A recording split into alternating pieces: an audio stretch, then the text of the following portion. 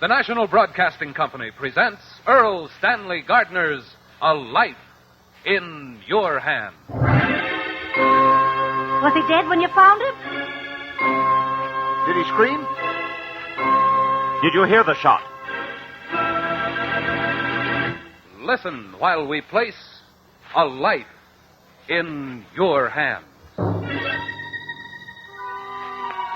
You never know when you step from the safety of your home when you may witness a violent death and be called upon to testify as to what you saw and heard. Murder is a dark enigma that strikes fear into the heart of man. Strange, baffling, mysterious. But the darkest crime one man can invent, another man can unravel.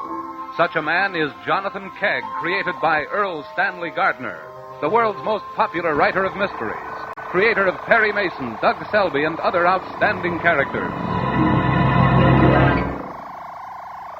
Ladies and gentlemen, Mr. Jonathan Kegg. Good evening.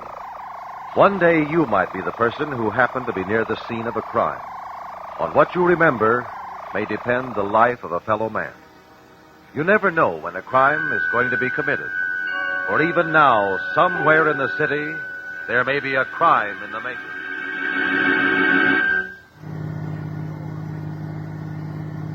You look like you had something on your mind, Sid. Some of the boys been bothering you. Your books? The operation's running smooth as silk. Petey, there's a small personal matter of $15,000. Remember? Aren't you operating all through the ward? What are you squawking about? Yeah, and I'm paying off every week to make sure I do. Well, then... That 15 G's was a personal matter. Of course it was personal. But I can't pay you back now. I'm in a spot. So am I, Petey. I'll take care of it. After the election, Sid. I need it now. I tell you, I haven't got it. You can't get blood from a turnip. You aren't a turnip, Petey. Listen, don't you threaten me. You want every handbook you're running in this town closed up? That's loud talk, Petey. Things can happen to people who talk too loud. I get out here. Be at your house tonight at 9 for the money. Get out of this car. Petey, don't go getting brave. Might not be healthy.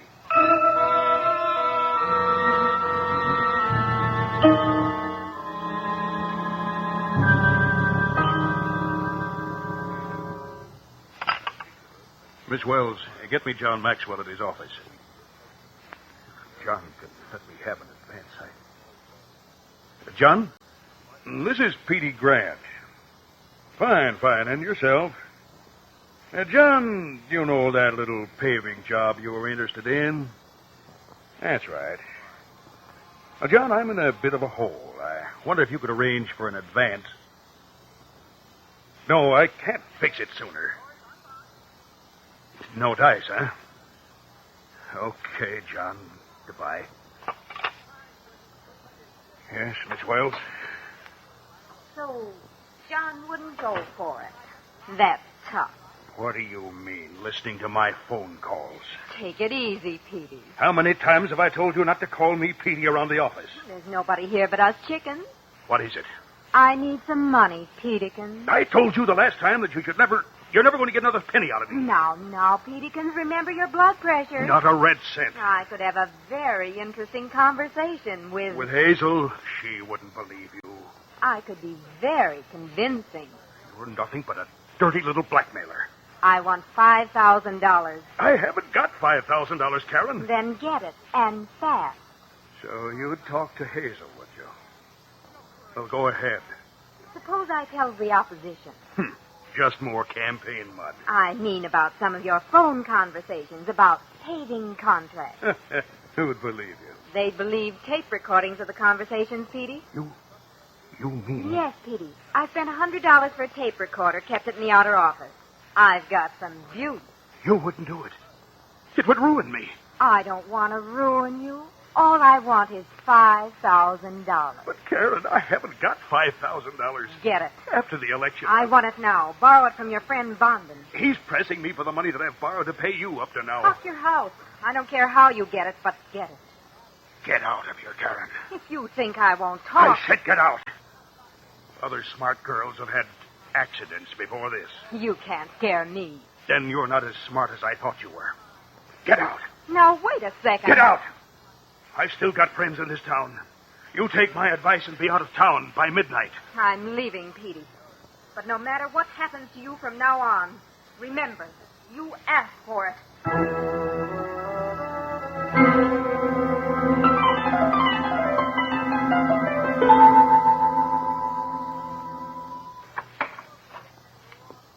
Is that you, Petey?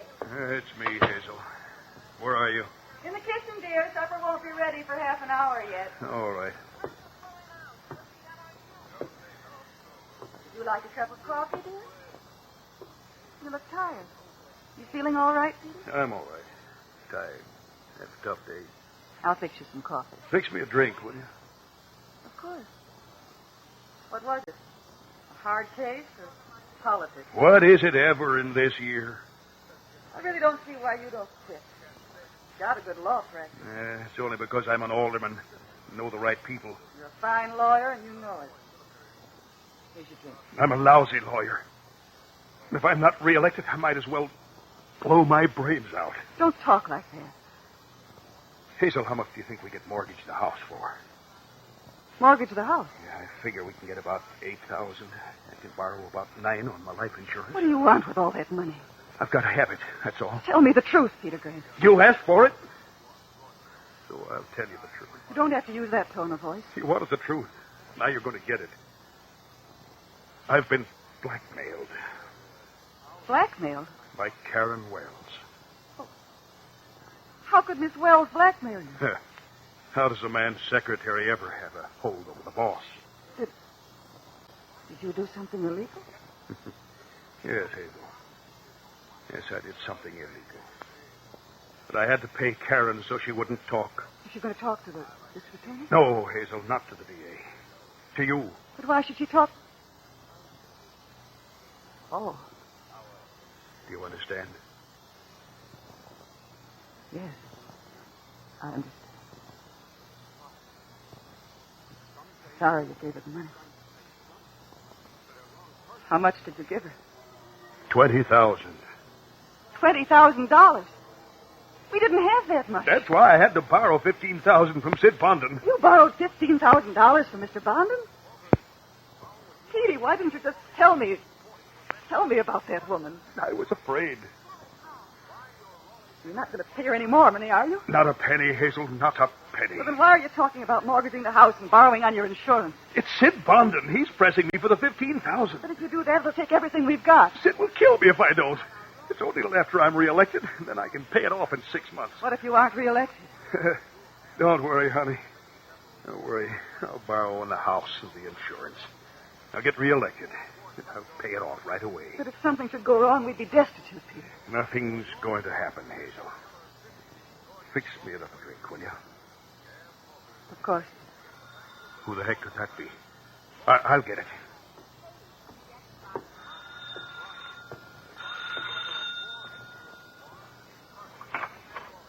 Hi, Petey. Can I come in? Sure, Tony. Sure. Glad to see you. May I have your hat and coat. Thanks. Want a drink? No, thanks. Not right now. Who is it, dear? It's Tony Astio, honey. We'll be in the living room. Come in and sit down, Tony. How have you been, Petey? Haven't seen you for a while. Been pretty good, Tony. Pretty good.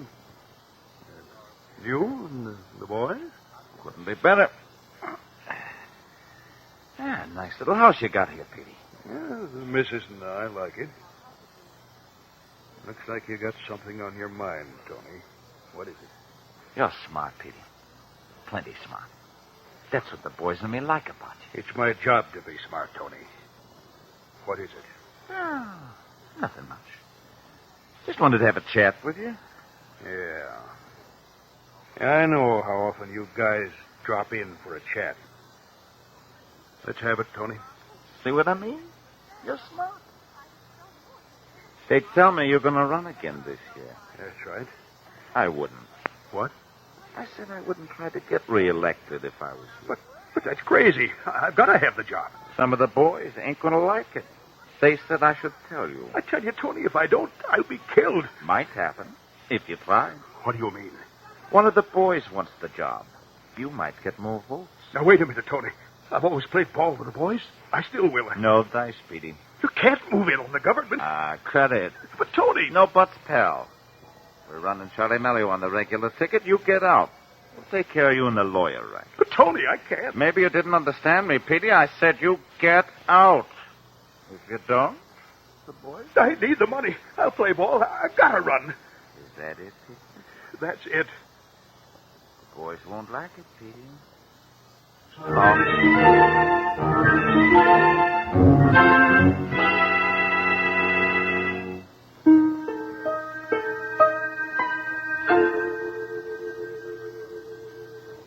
Petey, you haven't eaten a bite of this supper. No, don't bother me, Hazel. Get it off your mind, Petey. You'll feel better. Tony Astio says I can't run again. The boys are going to run their own man. The boys. That's right. The boys, the gang. But that's silly, Petey. You can get more votes than any hoodlum. There's one vote they can cast that I can't beat. It's made of lead. You mean they... You got it. They'd kill me. What did you tell Mr. Astio? I told him I was going to run again. But wasn't that dangerous? Of course it was dangerous. But if I'm not running, I can't mortgage the house or get credit on my insurance. And that means I can't pay off Sid Bondon. And if I don't pay him, it's twice as dangerous. Gamblers don't like welchers. What about that girl? Don't worry about her. I had a friend of mine in the police department run her out of town this afternoon. Thank goodness. Now, here's the only way to figure it, Hazel. Sid Bondon gave me till 9 tonight to pay up. It's 9:30 now, and nothing has happened. So probably nothing will happen until tomorrow. Then? The first thing in the morning, I'll go downtown and mortgage the house, and I'll borrow on my insurance. I'll pay them more. But they won't give you the money if they know you're not running again. After I've got the money, then I'll announce my withdrawal from the race. Yehuda. You sit still, dear. I'll get it. You fix the coffee. I'll see who it is. Whoever it is, I'll get rid of him in a minute. It's probably Sid for his money. I can stall him off till tomorrow if I promise the dough. You? Yes, me, Peterkins. Thought you were smart burning my tape recordings and getting your tame copper to run me out of town. I told you not to mess with me, Karen. Wouldn't your wife like to hear what I have to say? Get out. I'm letting you get out of town with your health. You'll bother me once more. I'm leaving, Buddy. Don't worry about my health. Worry about your own. Was that the woman, Petey? Were you listening? I was worried. I followed you. That girl tried to blackmail me too often. Just once too often. But she did have something over your head. Yes. Yes, I'm sorry. I do love you. And I love you, too, dear. More coffee? Oh, you're wonderful, Hazel. Yeah, thanks. I will have another cup of coffee. Why not to bed? It's almost 10. Don't answer it. You can't be sure. Go into the front room. If someone stays, you'll be able to tell, and then you can come back. Talk up good and loud. I will.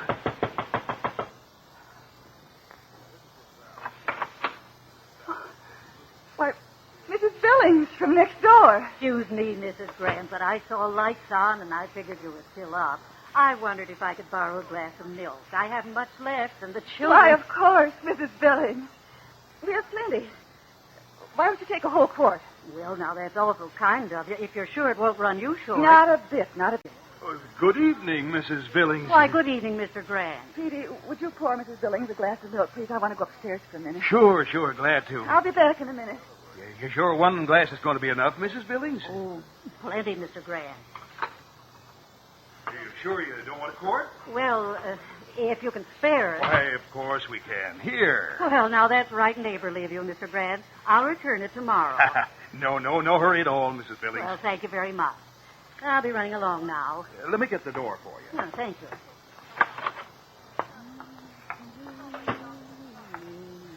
you. Nice folks, the Grant.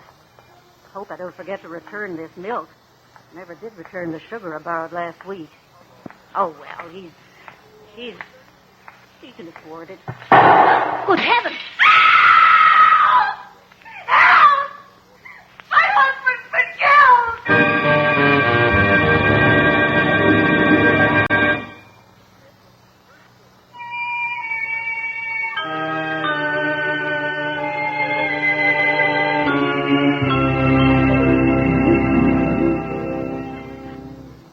Sit down, Mr. Kegg. Thank you.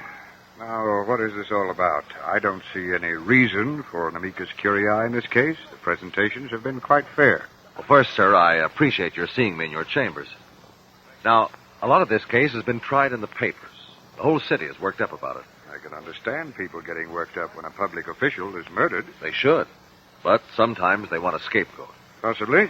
But you'll have to give me a more tangible reason than that before I can permit you to serve as amicus curiae. Well, as matters stand now, Karen Wells is almost certain to be convicted. She was found loitering nearby. True, the gun was found on the back porch. But how many women know enough to file the numbers off a gun? How many would choose a weapon as large as a .45? Or could hit the broadside of a barn with one from outside the kitchen? The thing I'm getting at, Your Honor, is that no connection between the Wells woman and the murder weapon has been established. You think she's innocent? I believe further cross-examination is indicated. Well, there's not much to go on. Still, it is a point that hasn't been stressed. A human life is at stake, Your Honor. All right. I'll go along with you. All we want to do is get the truth.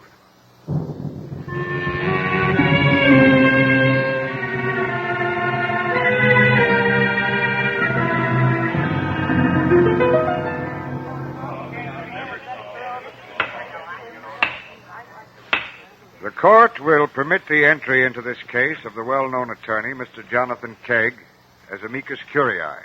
Mr. Kegg serves neither the prosecution nor the defense, but only the court, in an attempt to arrive at the truth. You may proceed, Mr. Kegg. Thank you, Your Honor. Call Mr. Sidney Bondon to the stand. How much did Peter Grant owe you? $15,000. You had his note? I gave it to him on his word. Do you usually lend people that much money on an unbacked word? Quite often. I believe you are a gambler, Mr. Bondon. I have various interests. As a businessman, you must know that you can't collect a debt when there is no document to show. I usually collect what's owed me. How? I ask for it. I see. And you had asked Grant for his $15,000? For my $15,000. Of course. When did you ask him? The morning of the day he died? I believe it was that day. According to previous testimony by Mrs. Grant, you gave him till 9 o'clock that evening to pay up. That's right. Did he pay you before he died? He did not. He died around 10. Tell me, Mr. Bondon, what would you have done if he had refused to pay you? I suppose I'd have asked him again. Then why the time limit of 9 that night? Oh, you know how it is. Makes people put out an extra effort to get the money. Scares them a bit. What are they scared of? Just scared. Isn't it true that occasionally unpleasant things happen to people who don't pay their debts to gamblers? What are you getting at? Is it true or not? Oh, I've heard of things like that, but... You have heard of people being hurt who didn't pay their debts to gamblers? Well, sure, but you That's see... all, Mr. Bondon. You may step down. Well, now, you can't insinuate You that may I would... step down. Call Mr. Tony Astio.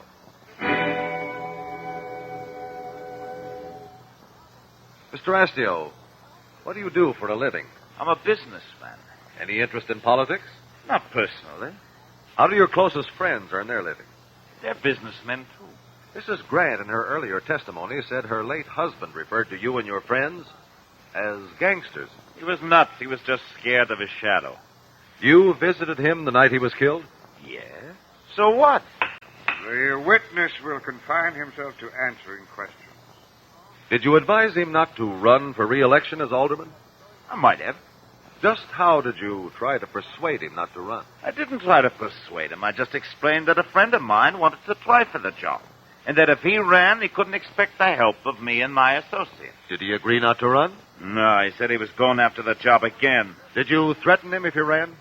Threaten him? Why wouldn't hurt a fly? That's all, Mr. Astio. You may step down.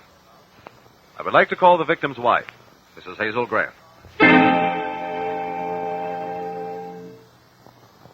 Mrs. Grant, can you tell us exactly what happened the night your husband was killed? I've already... What is it you want to know? Everything you remember of what occurred. Well, Petey came home for supper around 6. He was very tired and depressed. He wanted a drink. I asked what was wrong, and he told me about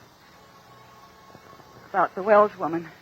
What did he say about it? He said she'd been blackmailing him. He was going to have a run out of town. What else did he tell you? He said he'd have to pay Mr. Bondon $15,000 he owed him, or Mr. Bondon would kill him. He was afraid of Mr. Bondon? Yes, sir. What did he propose to do about this debt? Well, he talked about mortgaging his insurance in our home. And what else happened? Well, then Mr. Askew came to the house and told him he couldn't run again.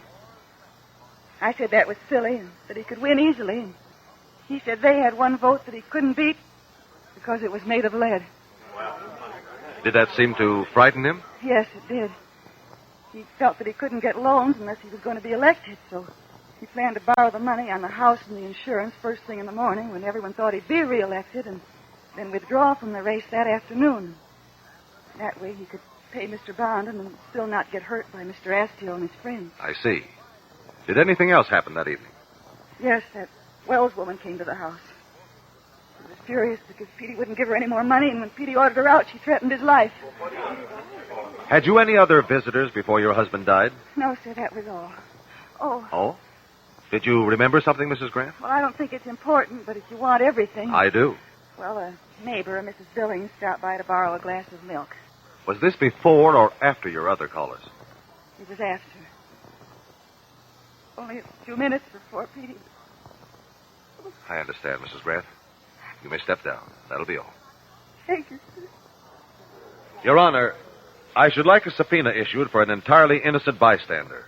A person who just happened to be nearby when this crime was committed. I will call anyone you wish, Mr. Kegg, and that person must testify to what he or she has seen and heard. Jonathan Kegg is about to call as a witness a person whose only connection with this crime is that person happened to be near the scene when the crime was committed. Suppose you were that person. Could you remember exactly what you have heard and testify to it under oath? It would be important that you remember, for you would hold a life in your hands.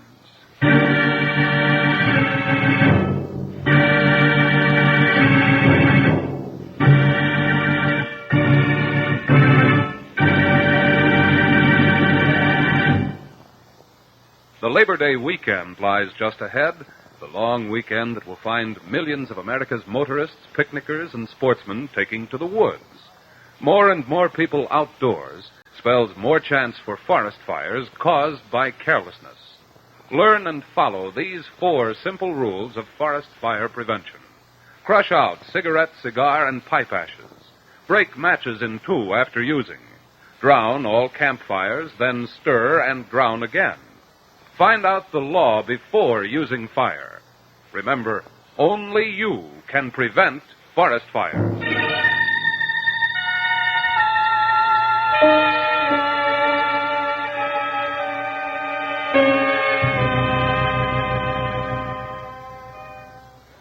Mrs. Joshua Billings, the Grants' neighbor, has been called to the stand. She has been sworn as a witness and is ready to testify as Jonathan Kegg says. Mrs. Billings, on the night Mr. Grant was killed, you called to borrow some milk? Yes, sir, I did. How long were you there? Oh, a couple of minutes. Was anyone besides the Grants in the house when you arrived? No, sir. Did you enter by the front door? No, sir, I came through the kitchen. That's the room in which Mr. Grant was killed? That's the way I heard it. I see. Who let you in, Mr. or Mrs. Grant? Wait a minute. It was Mrs. Grant. Then you didn't actually see Mr. Grant. Oh, I certainly did. He came into the room a minute or so later. And then Mrs. Grant gave you the milk and you left? That's right. No, wait a minute. Mr. Grant gave me the milk. The missus had to go upstairs for something. And you left as soon as you got the milk? Correct. You saw no one else about? Not a soul. What happened after you left? I went home. I was just going in when I heard the shot and the scream. What did you do then? Oh, I kept right on going and locked the door. I have 4 children. In all that time, you saw no one? Not a soul. Just exactly what did you hear, Mrs. Billings? Just what I told you. I heard a shot. The shot was fired from the back porch through the window. The window was shattered. Did you hear the glass breaking? Oh, sure. Then you heard 2 sounds. That's right. You heard the glass breaking, then a shot. And nothing more? Oh, yes. There was something else. Yes. Somebody screamed. Then there were 3 sounds. The breaking glass, the shot, and the scream. Very definitely. By your testimony, Mrs. Billings, we judge that the murderer broke the window, shot Mr. Grant through the hole, and then someone screamed as a reaction to the shot. No, sir, that isn't the way it was. The shot was first. And you distinctly heard the glass break? Yes. It was really a separate sound. And it followed the shot? Yes. First there was the shot, and then the glass breaking, and then I heard somebody scream. Would you say that these sounds overlapped each other? Why, definitely not. Thank you, Mrs. Billings. That'll be all. I should like to recall Mrs. Hazel Grant. Really, Mr. Kegg, I don't see where this is getting us. If the court please, we've almost finished this case. I assure Your Honor I shall be done in 5 minutes. All right, I'm going to hold you to that. Thank you, Your Honor. Be seated, Mrs. Grant. I have only a few more questions to ask. Your husband believed he would be killed if he ran against the wishes of Mr. Astio's friends? That's what he told me.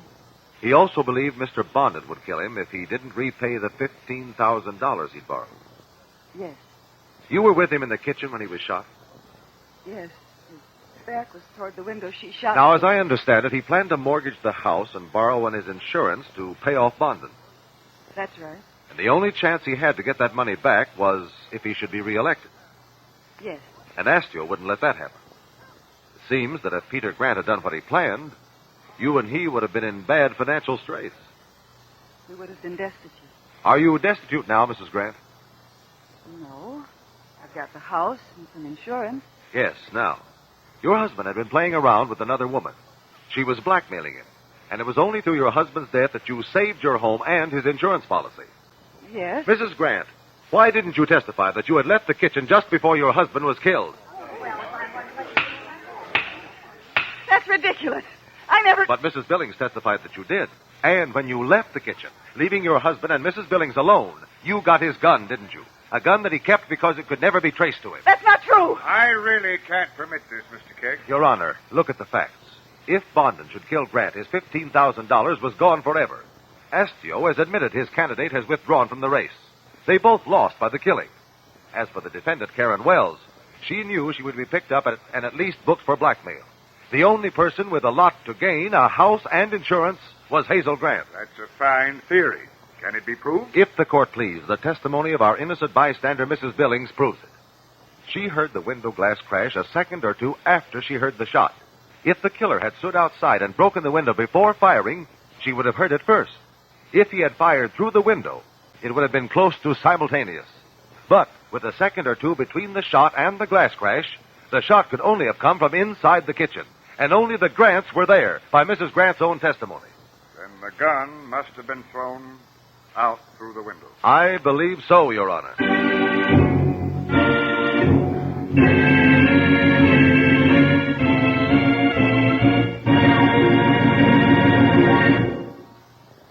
Mr. Kegg, that was a most thrilling case. And what satisfaction you must get from saving an innocent person who is wrongfully accused. There would be fewer of them, Mr. Stone, if all citizens responded to their responsibilities more readily. You're so right. But I'm not here to preach. Only to invite our friends to watch for our return to the air. Thank you, and good night. Good night.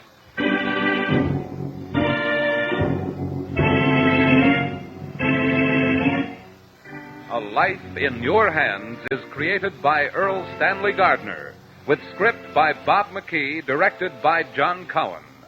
Jonathan Kegg is played by Carlton Cadell, with musical effects by Adele Scott, conducted by Whitey Berquist. This has been a Bell production.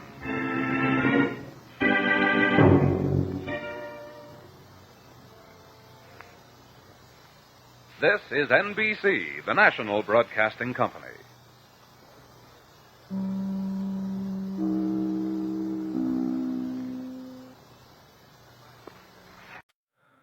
This world is endless, so wide, so far, but somehow I'm still lost in you.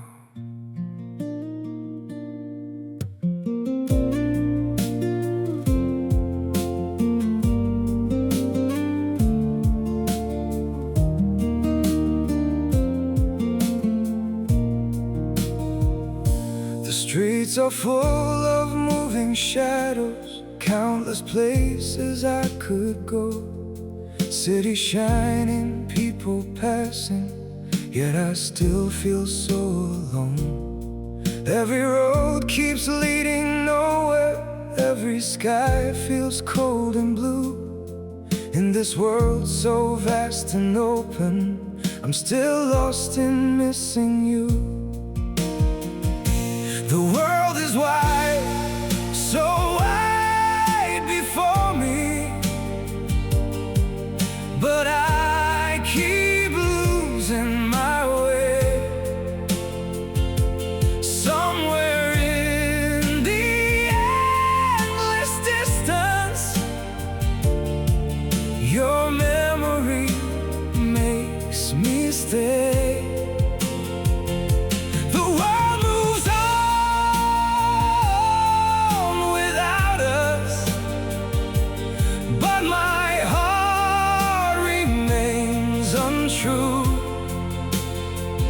For no matter where these feet may wander, I'm still lost in missing you. I have tried to outrun silence, tried to leave your ghost behind, but your name still echoes softly through the corners of my mind. The world is wide, so wide before me, but I keep losing my way. Somewhere in the endless distance, your memory makes me stay.